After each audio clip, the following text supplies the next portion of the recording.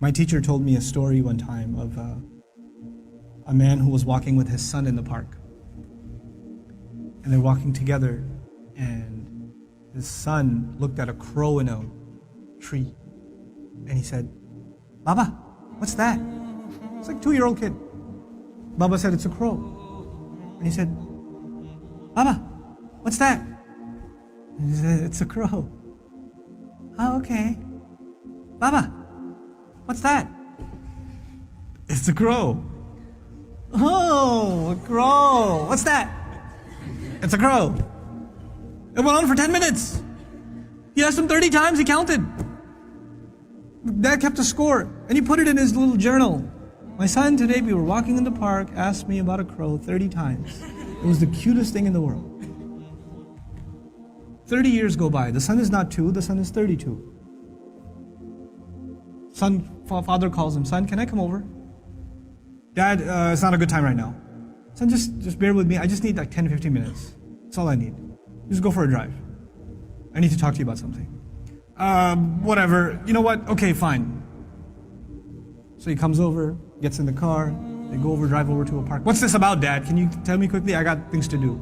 "Just take a walk with me, son. It's okay." You take a walk. You see a crow in a tree. The dad says, "Son, what's that?" "Seriously, Father? It's a crow." "Oh, son, what's that?" "Is this a game? I have things to do, okay? It's a crow. You can't see, I just got you new glasses last month. Why is this happening to me? Dad, why are you so difficult? I don't understand what the problem is.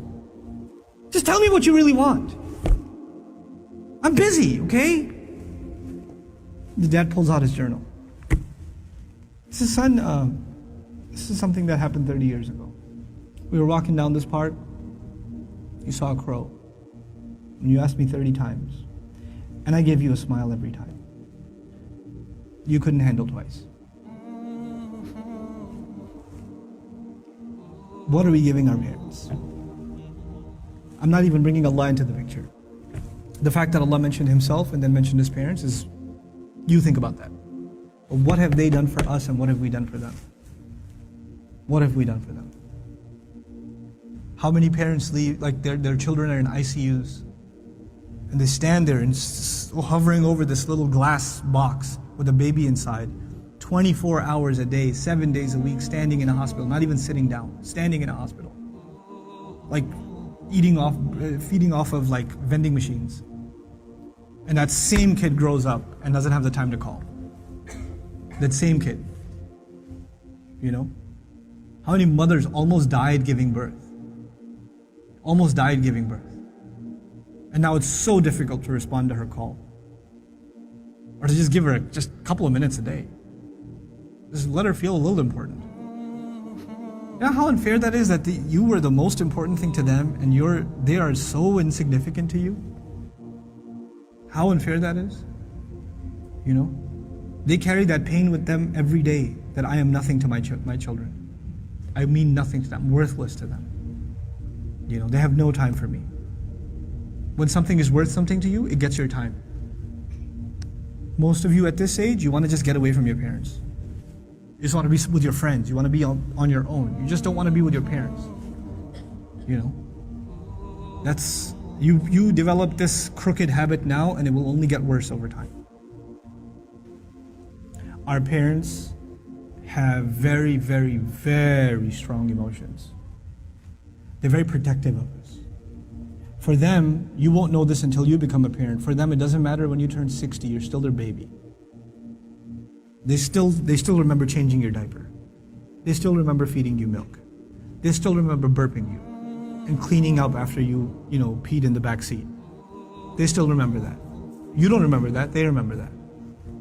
My son won't remember that. I was like, "I gotta go. Then all of a sudden he stops complaining. I'm like, oh, time to roll down the windows.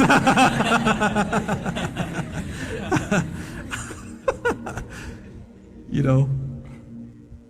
Then he starts talking about what toy are we gonna get for Eid. I'm like, oh, okay. This has not been a good day for the car.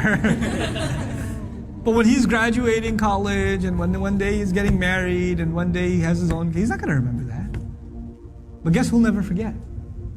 I'll never forget. I'll never forget carrying him into a bathroom, cleaning him up, changing his clothes. Abba, put the Spider-Man pajamas on. He won't remember any of that. I will. And that same kid, when he's talking back to me one day, when he's telling me, Dad, I just don't understand you, okay? I don't have time right now. When he does, it's gonna hurt, man. It's gonna hurt.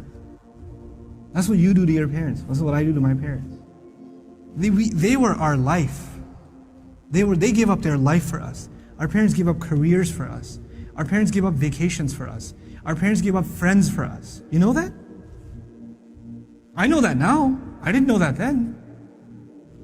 They had their entire life planned until you came along. And then you became their plan. You became everything. And you have the nerve. One thing doesn't go your way. You hear one thing you don't want to hear. You snap back at them. It says, we're not even talking about Islam right now. We're just talking about decency, man, just decency. What have they done for you and what you give them back is so unfair. It is so unfair. My dad's so annoying, my mom's so this, they're always mad, they're never happy, they're this, they're that. What are you? What about you? I'm telling you, I can't say this enough times, if you don't earn your parents' du'as, nothing good will come of your life. Nothing good will come of your life if they're not happy with you. If you haven't done everything you can to make them happy. And never give them, you haven't, in all honesty, sometimes parents can be unfair. They're human beings, they can be unfair too. But if you have never, unless you have given them reason to be upset, if you've never given them a reason to be upset, then that's between them and Allah. But if you have given them a reason, and you have to ask yourself, it's bad. It's really, really bad.